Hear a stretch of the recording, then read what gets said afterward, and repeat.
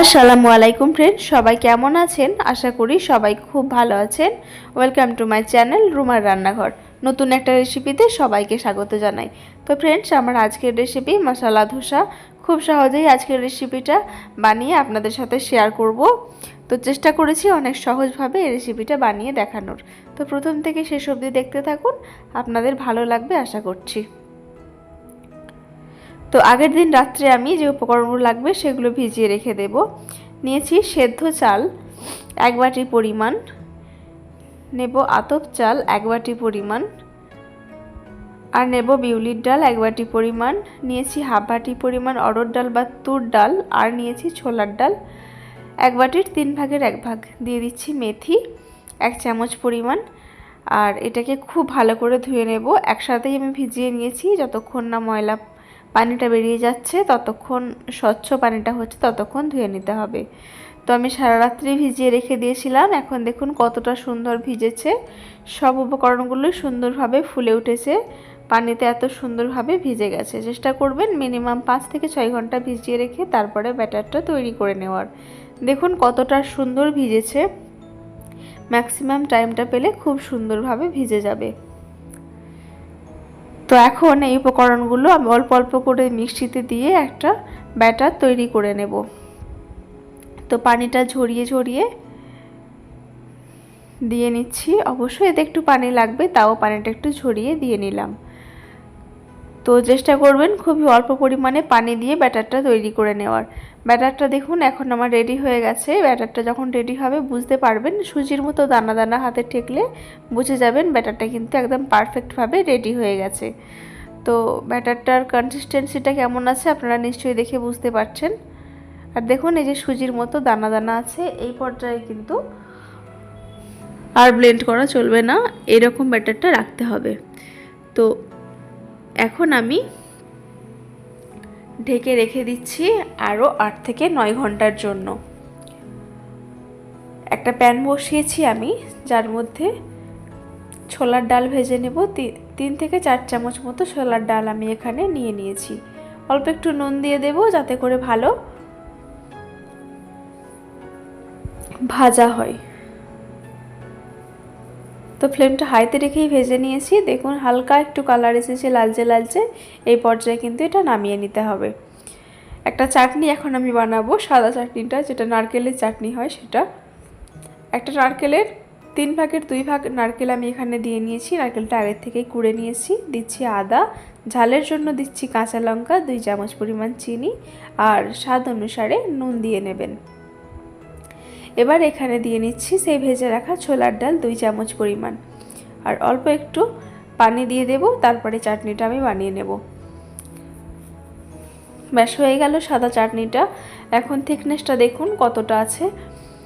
তো চাটনিটা আমি এরকমই রাখবো। কোনো রেস্টুরেন্টে বা কোনো ধাবা স্টাইল দোকানে যদি খেতে যান তাহলে কিন্তু এই চাটনিটাই অল্প কিছু পানি অ্যাড করে একটু পাতলা টাইপের থাকে, এতটা মোটা চাটনি ওরা দেয় না। তো ওই চাটনিটাকে একটা পাত্রে আমি ঢেলে নিচ্ছি, এটা একটা সাইডে রেখে দেব। আর এখন আমি রেড চাটনি যেটা সেটা বানিয়ে নেব, টমেটো দিয়ে বানাবো এটা আমি। এখন অল্প পরিমাণে সাদা তেল দিয়ে নিচ্ছি, তার মধ্যে দিয়ে নিলাম 1 চামচ পরিমাণ জিরে আর হাফ চামচ পরিমাণ মৌরি। এবার এগুলো একটু লাল কালার ধরে আসলে দিয়ে দিচ্ছি একটা পেঁয়াজ কুচি, মিডিয়াম সাইজের একটা পেঁয়াজ কুচি নিয়েছি।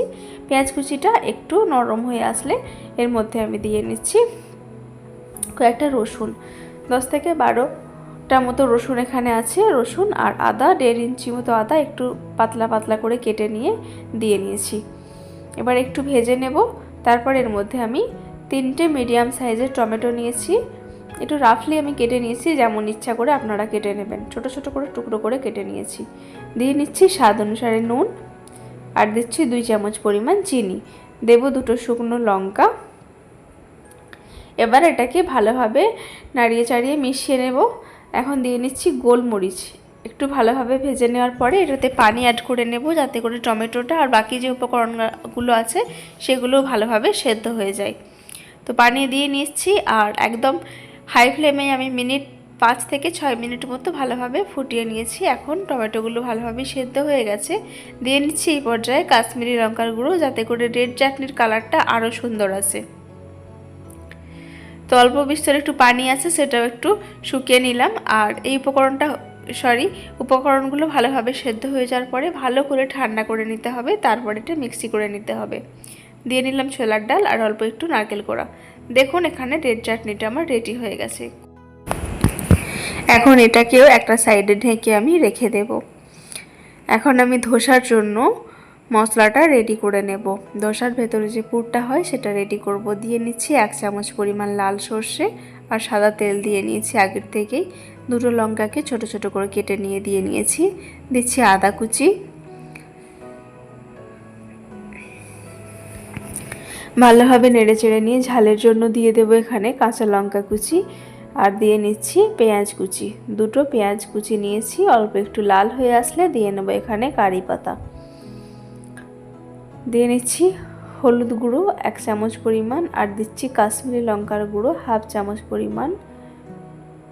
নুনটা যে যার স্বাদ মতো দিয়ে নেবেন। আর এখানে 3টে মিডিয়াম সাইজের আলু আমি সেদ্ধ করে নিয়েছিলাম আগের থেকে, সেটা হাতে করে একটু ভেঙে দিয়ে নিলাম। এবার মশলার সাথে ভালো করে মিশিয়ে নেব। আর এই মশলাটার মধ্যে একটু যেন মাখা মাখা থাকে, শুকনো শুকনো না হয়, সেই জন্য অল্প একটু পানি দিয়ে ভালো করে মিশিয়ে নিয়েছি।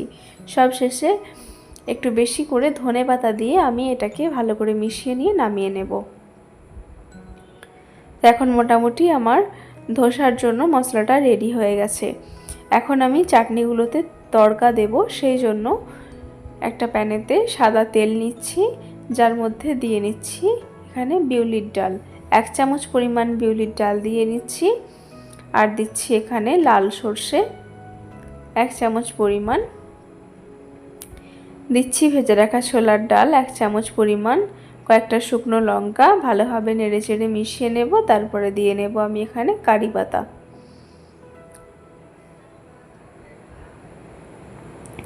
কারি পাতাটা দিয়ে ভালোভাবে নেড়ে চেড়ে মিশিয়ে নিয়ে এটাকে আমি নামিয়ে নেব আর চাটনিগুলোর মধ্যে দিয়ে নেব।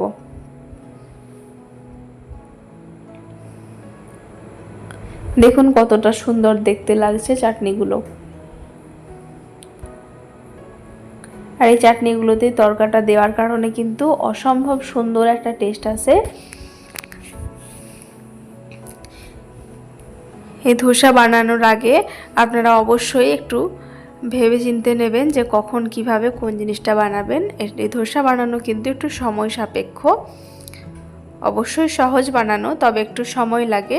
আগের দিন আপনারা অবশ্যই একটু ভেবে নেবেন কখন কিভাবে বানাবেন এই ধোসাটা।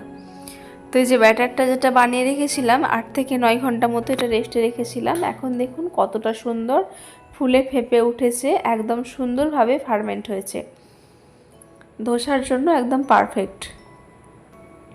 বুঝতে পারছেন যে কতটা ফুলেছে। ধোসাতে একটা সুন্দর কালার আসার জন্য একটু 1 চামচ পরিমাণ আমি চিনি গুঁড়ো আর স্বাদ মতো নুন এখানে দিয়ে নিচ্ছি। আর খুব ভালোভাবে ফেটিয়ে নিতে হবে। দেখুন টেক্সচারটা দেখলে নিশ্চয়ই বুঝতে পারবেন যে কতটা পাতলা বা কতটা ঘন আছে। তো এখন আমার ধোসা বানানোর জন্য ব্যাটার কিন্তু রেডি হয়ে গেছে। এখন উনুনে একটা প্যান আমি বসিয়ে দেব। যদি আপনাদের কাছে মোটা ধরনের কোনো পাত্র থেকে থাকে সেই পাত্রটাই আপনারা নেবেন। আমার কাছে এরকমই একটা পাত্র আছে, সেটাই নিয়েছি। অল্প একটু তেল ব্রাশ করে হাই হিটে পানি দিয়ে আমি তাওয়াটাকে ভালোভাবে মুছে নিচ্ছি। তারপরে অল্প অল্প করে ব্যাটার দিয়ে সুন্দরভাবে, আপনারা কাজটা হাতে করেও করতে পারেন, ব্যাটারটা হাতে করেও তাওয়ার মধ্যে স্প্রেড করতে পারেন, অথবা যে কোনো বাটি, ছোট ধরনের বাটি নিয়ে বা চামচ নিয়েও এই কাজটা করতে পারেন। উল্টো দিকে সুন্দর একটা কালার চলে এসেছে দেখুন। এই পর্যায়ে এর মধ্যে আমি মশলাটা দিয়ে নেব কিছুটা পরিমাণ, আর দেখুন এইভাবে ভাঁজ করে নেব। তাহলেই কিন্তু আমাদের আজকে ধোসা রেসিপি একদম রেডি হয়ে গেল। দেখুন কতটা সুন্দর দেখতে লাগছে, আর খেতেও কিন্তু অসম্ভব সুন্দর হয়েছিল ধোসা। তো এই ছিল আমার আজকের রেসিপি।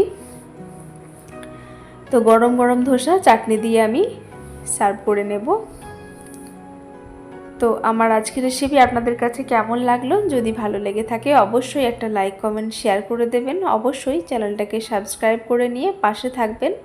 দেখা হবে আপনাদের সাথে পরবর্তী নতুন একটা ভিডিও নিয়ে। আপনারা ভালো থাকবেন, সুস্থ থাকবেন, সাবধানে থাকবেন। অবশ্যই ফ্রেন্ডস চ্যানেলটা সাবস্ক্রাইব করে রাখবেন।